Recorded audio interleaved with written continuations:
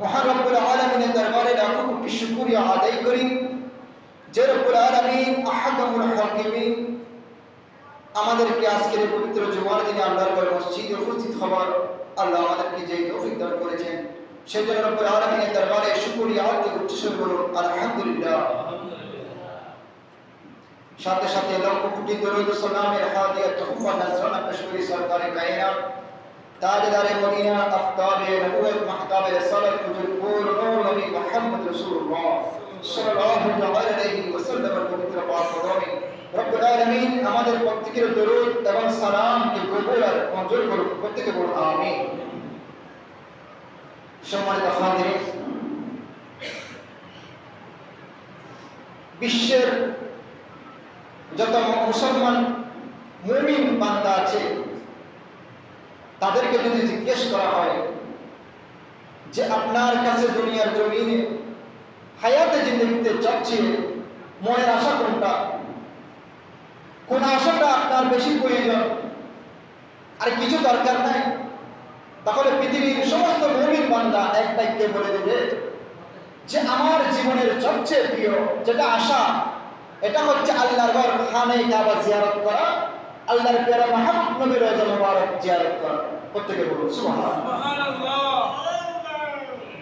প্রত্যেক মুমিন মুসলমানের অন্তরে জীবনের পর আল্লাহর ঘর খানে কাবা কি করা জিয়ারত করা, এটাই আকাঙ্ক্ষা, এটাই আশা করে।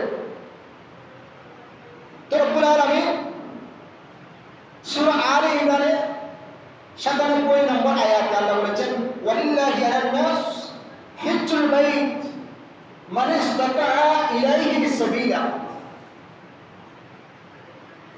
আল্লাহ বলেছেন মানুষের মধ্যে যার ফতের খরচ বহন করার সামর্থ্য আছে তো আল্লাহর ঘরের উদ্দেশ্যে রওনা দেওয়া, আল্লাহর ঘরে গিয়ে হজ করা আল্লাহ তার উপর ফরজ করেছেন। প্রত্যেকে বলুন সুবহানাল্লাহ। ওয়ালিল্লাহি আলান নাস মান ইসতাতা, যার সামর্থ্য আছে আল্লাহ তার উপর হজ ফরজ করেছেন। জীবনে একবার হজ করা ফরজ আর বারবার করা এটা হচ্ছে নফল, কিন্তু একবার হজ করা আল্লাহ ফরজ করেছেন। ইবাদত হচ্ছে তিন প্রকার, একটা হচ্ছে ইবাদতে বদনি, আর একটা হচ্ছে ইবাদতে মালি, আর একটা হচ্ছে ইবাদতে মুশতারিকা। ইবাদতে মালি, ইবাদতে বদনি হচ্ছে শরীরের শক্তির উপর যে ইবাদত, যেমন নামাজ রোজা, এগুলো আপনার দৈহিক শক্তির উপর এগুলোকে করতে হবে। আর একটা হচ্ছে ইবাদতে মালি, যেমন যাকাত, এটা আর্থিক ইবাদত। এটার জন্য আপনাকে যাকাতের মালিক হতে হবে। যতটুকু সম্পদ থাকলে যাকাত ফরজ হয়, অতটুকু সম্পদের মালিক, এটাকে বলা হয় ইবাদতে মালিক। তাহলে এটাও আল্লাহ যার তার উপর আল্লাহ ফরজ করেন। আর একটা হচ্ছে ইবাদতে মুশতারিকা, এটার মধ্যে শরীরও লাগবে, দেহও লাগবে, আর্থিকও লাগবে, আপনার শারীরিক সুস্থতাও লাগবে, আপনার সম্পত্তিও লাগবে, টাকা পয়সাও লাগবে। এটাকে বলা হয় ইবাদতে মুশতারিকা। এটার নাম হচ্ছে হজ। প্রত্যেকে বলুন সুবহানাল্লাহ। আপনার হজের শক্তি আছে, সামর্থ্য আছে, কিন্তু টাকা নেই, তাহলে ফরজ নয়। আপনার শক্তি সামর্থ্য আছে, টাকাও আছে, সম্পত্তি আছে, তাহলে আল্লাহ আপনার উপর হজ ফরজ করেছেন। তো হজ কার উপর ফরজ? হজে যার উপর এমন সামর্থ্যবান ব্যক্তি যিনি ফতের খরচ বহন করতে সক্ষম, আল্লাহর ঘরখানে কাবা যাওয়া পর্যন্ত, সেখানে যত খরচ বহন করার সামর্থ্য, এদিকে আমার পরিবারের খরচ যেগুলো, এগুলো যিনি বহন করে, অর্থাৎ সবগুলোকে যিনি মেনটেন করে আল্লাহর ঘরখানে কাবা গিয়ে মানসিক সন্তুষ্টি, মানে টেনশন ছাড়া আল্লাহর সন্তুষ্টিতে কোনো দুনিয়াবী চিন্তা ছাড়া যে ব্যক্তি হজ করার এইরকম পয়সা বলার সামর্থ্য হয়েছে, আল্লাহ তার উপর হজ খরচ করেছেন। প্রত্যেকে বলুন সুবহানাল্লাহ। বিবেকবান হতে হবে, আকল শক্তি সম্পন্ন হতে হবে এবং প্রাপ্তবয়স্ক হতে হবে। অর্থাৎ যার, কারণ এটার মধ্যে আর্থিক এবং শারীরিক দুটোর ইবাদত রয়েছে হজের মধ্যে। মহিলাদের যদি হয়, মহিলাদের সাথে মুহরিম থাকতে হবে, একজন মুহরিম ব্যক্তি থাকতে হবে। এইরকম বান্দাদের উপর আল্লাহ হজ ফরজ করেছিল। এ আল্লাহ নবীজি হজের কথা বলতে গিয়ে রাসূল করিম সাল্লাল্লাহু আলাইহি ওয়াসাল্লাম বললেন যে আল্লাহ সাহাবায়ে কেরামদেরকে বলতেছেন, আল্লাহ তোমাদের উপর হজ ফরজ করেছেন। একজন সাহাবী প্রশ্ন করেন, ইয়া রাসূলুল্লাহ, হজ কি প্রতি বছর ফরজ? নবীজি বলেছেন, আল্লাহ তোমাদের উপর হজ ফরজ করেছেন। এতটুকু শেষ। সাহাবী, আল্লাহ কি প্রতি বছর হজ ফরজ করেছেন? আমার নবী চুপ থাকলেন। এভাবে ওই সাহাবী তিনবার প্রশ্ন করলেন। তিনবারের পরে আমার নবীজি বললেন, আমি যদি তোমার উত্তরে হ্যাঁ বলে দিতাম তাহলে তোমাদের উপর প্রতি বছর হজ ফরজ হয়ে যেত, যেটা তোমাদের উপর করার সামর্থ্য ছিল না, যা তোমরা করতে পারতে না। প্রত্যেকে বলুন সুবহানাল্লাহ। তখন নবী যেটা বলে এটা হচ্ছে শরীয়ত। নবী যেটা বলে এটা শরীয়ত। নবী এখনো বলেন না ফরজ করেছেন, সাহাবী বললেন কি প্রতি বছর ফরজ? আমাদের এরকম কোনো মানুষ আছে কোনো কথা বলার আগে ওই প্রশ্নটা বের করে নেয় আর একটা প্রশ্ন করে। আমার নবী বলেছেন, আমি যদি বলতাম প্রতি বছর ফরজ হয়ে যেত। এর জন্য নবী যতটুকু শরীয়ত দিয়েছেন, আবার আল্লাহ নবী যেভাবে হাদিস দিয়েছেন, সেটার উপর আমল করা আমাদের জন্য কর্তব্য। এখন আপনি যদি মন করা একটা বলে দেন কোরআন হাদিসের বিপরীত, তাহলে এটা আপনি নবীর শরীয়ত, নবীর হাদিসকে আপনি অমান্য করলেন। এখন তো নবী নেই, তো নবীর দায়িত্ব যারা পালন করতেছেন, আল আম্বিয়া ওয়ারাসাতুল আম্বিয়া, আল উলামা ওয়ারাসাতুল আম্বিয়া। নবীর ওয়ারিস হচ্ছে আম্বিয়া কেরামের ওয়ারিস হচ্ছে আলেমগণ, হক্কানি রব্বানি আলেমগণ। তো তারা এখন দিন মাযহাবে তারাই দিনের দায়িত্ব পালন করতেছে। তো তারাই যেটা দিবেন এটা আল্লাহ এবং আল্লাহ রাসূলের হাদিস, ফুকাহায়ে কেরামের মাযহাবের আলোকে এটাই আমাদেরকে মানতে হবে। আপনি যদি আলে হাদিসের মতো যদি মন গড়া ফতোয়া মেরে দেন তাহলে হবে না, আপনাকে মাযহাব মানতে হবে। আলে হাদিসরা এখানে বুকের উপর হাত বাঁধে এভাবে দাঁড়িয়ে, এবার ফাঁসিটা এভাবে দিয়ে, তাহলে এটা তো দাঁড়িয়ে, এটা তো মহিলাদের নামাজের হাত বাঁধা। পুরুষের যদি মহিলাদের মধ্যে হাত বাঁধা হয়ে যায় তাহলে পুরুষ এবং মহিলাদের নামাজের পার্থক্য কোথায়? এগুলো মাসালাগুলো বের করে দিয়েছেন ফুকাহায়ে কেরাম। ইমামে আযম আবু হানিফা রাহমাতুল্লাহ। এই জন্য উলামায়ে কেরামের জবান থেকে যেটা বের হবে এটা আমাদের জন্য ক্ষতি নয়। এই মাসালাগুলো আমাদের জন্য, এই বিষয় শরীয়তের বিষয়গুলো এগুলো আমাদের জন্য শিক্ষণীয়, এগুলো ফিতনা ফাসাদ নয়। আল্লাহ আমাদেরকে আমল করার তৌফিক দান করুন, করতে পারবো না আমিন। তো আমার নবী বললেন, আমি যদি হ্যাঁ বলে দিতাম তাহলে প্রতি বছর তোমাদের উপর ফরজ হয়ে যেত। আমি নবী যতটুকু বলেছি ততটুকু যদি তোমরা চুপ থাকো, তোমাদের উপর জীবনে একবার হজ ফরজ। প্রত্যেকে বলুন সুবহানাল্লাহ। তো নবী যদি হ্যাঁ বলে দিতেন তাহলে প্রত্যেক বছর আমাদের কি ইবাদত করার সামর্থ্য হতো?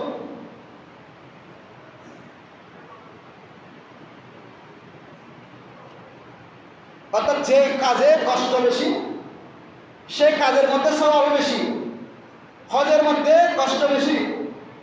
কারণ আপনার আত্মিকও রাখতেছে, শরীরে সুস্থ থাকতে হবে। এই দুইটা ইবাদতের তো কষ্ট যত বেশি আল্লাহ বলেছেন সওয়াবও বেশি। তাই আমার নবীজি বলেছেন, ঈমান আনার পরে নবীজি জিহাদ এবং হজকে আল্লাহর নবীজি সর্বোত্তম আমল বলেছেন।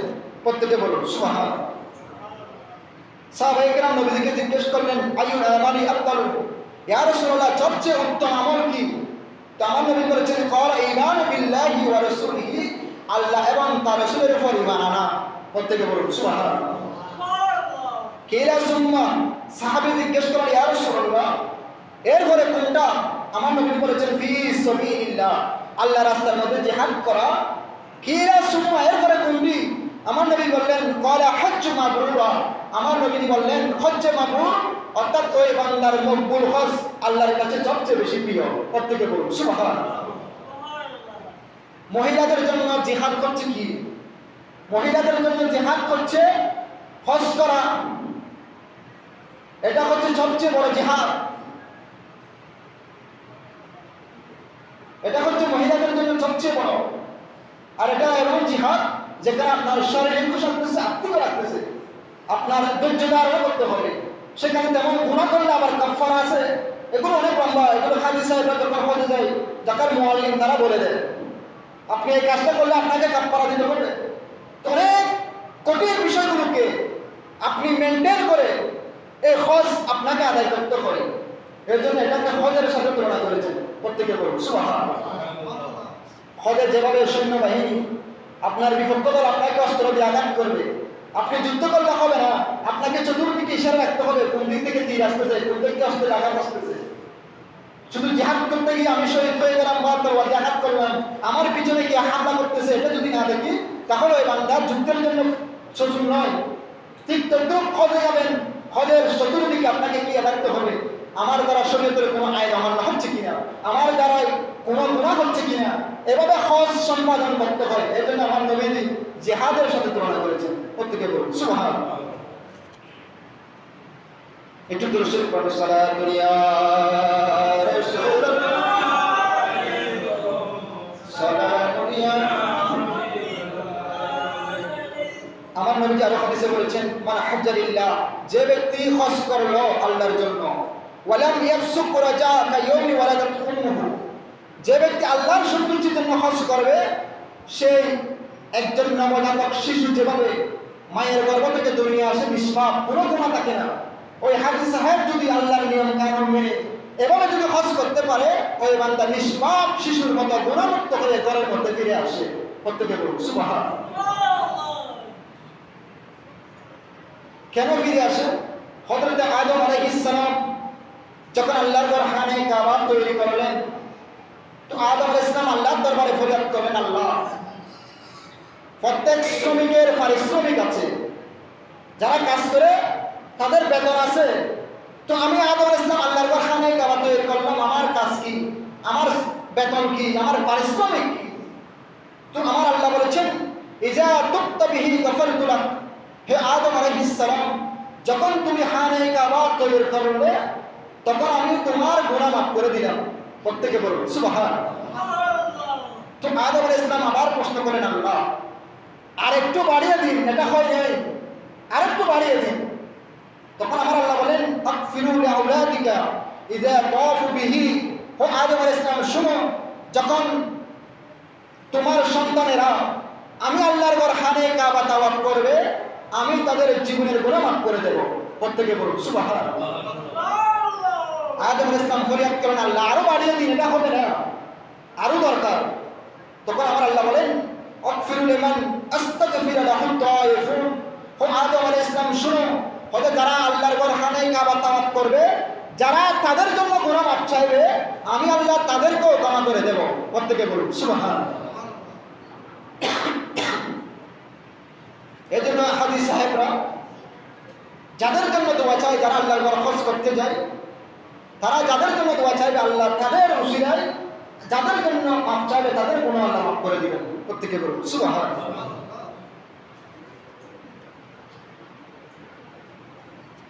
কিন্তু আমাদের, বিশেষ করে আমাদের দেশে, অথচ আমার নবীজি বলেছেন, মান আরাদাল হজ্জা, যে ব্যক্তি হজ করার ইচ্ছা করলো, ফালইউআজ্জিল, সে যেন তাড়াতাড়ি হজ করে, সে যেন তাড়াতাড়ি হজ করে, যে হজ করার ইচ্ছা করলো। কারণ আপনার হায়াতে এক সেকেন্ড বিশ্বাস নেই যে কোনো সময় মালাকুল মউত এসে যাবে।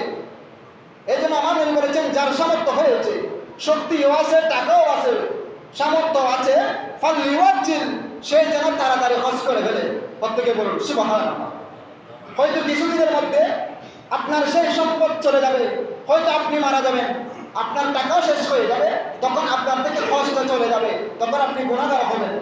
এই জন্য আমার নবী বলেছেন, ওয়ামান কাফারা ফাইন্নাল্লাহা গনিয়্যুন আনিল আলামিন, যে ব্যক্তি কি করলো, ওয়ামান কাফারা, যে ব্যক্তি হজকে অস্বীকার করলো, ফাইন্নাল্লাহা গনিয়্যুন আনিল আলামিন, আমার আল্লাহ পৃথিবী থেকে মুখ ফিরিয়ে নেবে, পুরো পৃথিবীবাসী থেকে আল্লাহ মুখ ফিরিয়ে নেবে যখন মানুষ হজকে অস্বীকার করবে। এরপর আমার নবীজি হাদিসে পাকে আরো বর্ণনা করেছেন, যে ব্যক্তি সুস্থ, ধনী হওয়া সত্ত্বেও হজ না করে মৃত্যুবরণ করে, কিয়ামতের দিবসে কিয়ামতের ময়দানে তার কপালের মধ্যে কাফের লেখা থাকবে।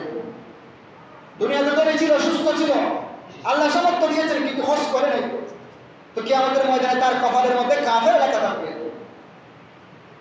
আরেকটা বর্ণনায় আছে, আমার নবী বলেছেন যার সম্পত্তিও আছে, সুস্থ, তার উপর হজ ফরজ হয়েছিল কিন্তু সে হজ করে নাই, তো আমার নবীজি বলেছেন সে হয়তো ইহুদি হয়ে মারা যাবে অথবা সে নাসারা হয়ে মারা যাবে, তাতে আমার কিছু দায় আসে না। প্রত্যেকে বলুন নাউজুবিল্লাহ। এইরকম কঠিন শব্দ আমার নবী ব্যবহার করেছেন যারা হজের সামর্থ্য হওয়ার পরে হজ করে না। আবার অনেকে আছে বিভিন্ন অজুহাত দেখায়, এখন হজ করলে হজ পালন করতে পারবো না, আগে একটা ঘর বাড়ি তৈরি করি, আগে ছেলে মেয়ে বিবাহ দিই, তারপর গিয়ে হজ করব, এত অল্প বয়সে হজ করে কি করব, এরকম বিভিন্ন অজুহাত দেখাই। কিন্তু আমার নবীজি বলেছেন ফালইউআজ্জিল, যদি তোমার সামর্থ্য হয়ে যায় তাহলে তুমি কি করো, তাড়াতাড়ি হজ করে নাও, কারণ বয়স হোক, এই বয়স হয়তো কম হোক, কিন্তু আপনার সামর্থ্য আছে, আপনি হজ করে ফেলবেন। কিন্তু আপনি তাড়াতাড়ি হজ করে ফেলেন, তা ওই হজ আপনাকে গুনাহ থেকে দূরে রাখবে, ওই হজ আপনাকে খারাপ কাজ থেকে বাধা দিবে, ওই হজের কারণে আপনি শরীয়তের আহকাম আর কামের মধ্যে চলে আসবেন। ওই তাড়াতাড়ি হজ করে ফেললে এটা আপনার যে আল্লাহ হজ ফরজ করেছেন এটা আল্লাহ আপনার পক্ষ থেকে আদায় হয়ে যাবে। প্রত্যেকে বলুন সুবহানাল্লাহ। এবং আরো অনেক বর্ণনা আছেন যে একজন খাস আম পুত্র একজন মহিলা আসলে ইয়া রাসূলুল্লাহ, আমার বাবা বৃদ্ধ মানুষ, আমার বাবার উপর হজ ফরজ হয়েছে, কিন্তু আমার বাবা বাহনের উপর চড়তে পারে না, গাড়ির উপর চড়তে পারে না, এমন অসুস্থ হয়ে গেছে, তেমন দুর্বল হয়ে গেছে, কিন্তু আমার বাবার উপর হজ ফরজ, তো ইয়া রাসূলুল্লাহ আমি কি করব? তো আমার নবীজি ওই মহিলাকে বললেন যে তুমি তোমার বাবার পক্ষ হয়ে তুমি হজ আদায় করো। প্রত্যেকে বলুন সুবহানাল্লাহ।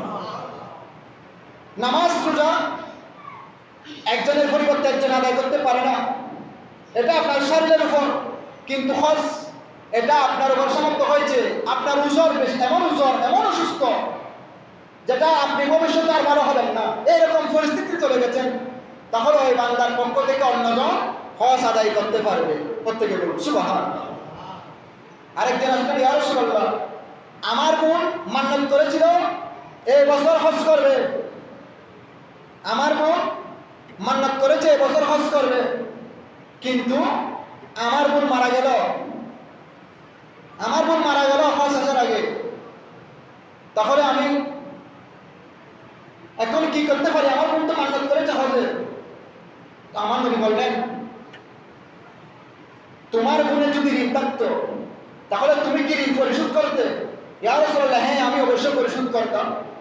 তখন আমার নবীজি বললেন হজ তোমার বোন মান্নত করেছে, এটা আল্লাহর নির্ণয় হয়ে গেল, এখন তুমি কি করো, তোমার বোনের সেই মান্নত হজ তুমি আদায় করে দাও। প্রত্যেকে বলুন সুবহানাল্লাহ। এই জন্য হজ্জে বদলি বলা হয়, এটাকে বদলি হজ। এটার মধ্যে তিনজনের ফায়দা, অর্থাৎ যার পরিবর্তে হজ করা গিয়েছেন, যিনি হজ পরিচালনা করেছেন, যিনি হজের আর্থিক বহন করেছেন, আল্লাহ তিনজনকে হজের সওয়াব দান করবেন। প্রত্যেকে বলুন সুবহানাল্লাহ। এটা মনে করবেন না আমি অসুস্থ, আমি পারতেছি না, আমার এমন অসুখ হয়েছে যেটার কারণে আমি সুস্থ হতে পারবো না, এমন অসুখ হতে পারে, তাহলে আপনার পরিবর্তে হজ করতে পারবেন। আপনি অসুস্থ, আপনার পরিবর্তে যে হজ করেছেন সেই সব কিছু জানতে হবে। আপনি একজনকে পাঠিয়ে দিলে হবে না, তিনি হজের আহকাম আরকান নিয়ম কানুন সবগুলো মানতে হবে। অনেকে মনে করবেন আমি টাকা দিয়ে হজ পাঠাইলাম আমার সব কমে যাবে, মনে হয় নয়। আপনার হজের সওয়াব থাকবে, যিনি টাকার বিনিময়ে করেছেন তারও হজ হবে, সে একটু পারিশ্রমিক দিয়েছেন, তার একটু পরিবার আছে, সেখানে সময় দিচ্ছেন, এটা সময়ের বিনিময়, এটা হজের বিনিময় হয়। সেই কিছুদিন আপনার পক্ষ থেকে একটা কাজ করতেছেন, এটার একটা পারিশ্রমিক, এটা যে সময় দিচ্ছেন সেটার পারিশ্রমিক। এটা হাদিয়া দিলেন, তার হজ আদায় হয়ে যাবে, হাদিয়াও পাবে, আবার যিনি টাকার খরচ বহন করবেন তারও সওয়াব আল্লাহ তিনজনকে দান করবেন। প্রত্যেকে বলুন সুবহানাল্লাহ। আবার এটা মনে করবেন আমি অসুস্থ নয়, একজন মানুষকে টাকা আছে পাঠিয়ে দিলাম, আমার পরিবর্তে হজ করা, এটা হবে না। এগুলো আল্লাহ সব কিছু দেখেন। তো আল্লাহ আমাদেরকে যাদের উপর হজ ফরজ হয়েছে যথাসময়ে তাড়াতাড়ি হজ আদায় করার আল্লাহ তৌফিক দান করুন। প্রত্যেকে বলুন আমিন। এখন কাজী সাহেবরা আল্লাহর ঘরের দিকে রওনা হয়েছে। আল্লাহ হজ্জ আশহুরুম মালুমাত, এই মাসগুলো হচ্ছে হজের মাস। এখন যারা গিয়েছেন তারা উমরা করতেছেন, ইসলামের নিদর্শনগুলো দেখতেছেন, রসুলের রোজা মুবারক জিয়ারত করতেছেন। এখন আগেভাগে যারা গেছেন তারা এগুলো সব কিছু করতেছেন, উমরা পালন করতেছেন, এগুলো করে ফেলতেছেন। আল্লাহ পাক রব্বুল আলামিন এটা একটা সুন্নাত আদায় হয়ে যাচ্ছে। কারণ জিলকদ মাসে আমার নবীজি উমরা করতেন বেশি, 4টা উমরা করেছেন নবীজি জীবনে, সবকিছু জিলকদ মাসে করেছেন। এখন যারা জিলকদ মাসে গিয়ে উমরা করতেছেন তারা আমার নবীর সেই সুন্নতের আমল করতেছেন। প্রত্যেকে বলুন সুবহানাল্লাহ। তো রব্বুল আলামিন আমাদেরকে হজের, যাদের উপর হজ ফরজ হয়েছে, কোনো অজুহাত না দেখিয়ে আল্লাহ পাক রব্বুল আলামিন আমরা যাতে হায়াত থাকতে, সুস্থ থাকতে, আমাদের আর্থিক সম্পদ থাকতে আমরা যাতে যথাসময়ে হজ আদায় করতে পারি, আল্লাহ তৌফিক দান করতে করবো আমিন। এবং যাদের সামর্থ্য হয় নাই আল্লাহ তাদেরকে সেই সামর্থ্য দান করেন, প্রত্যেকে বলুন আমিন। ওয়া আখিরু দাওয়ানা আলহামদুলিল্লাহি রাব্বিল আলামিন। যারা সুন্নাত আদায় করেন এই সুন্নাত আদায় করেন।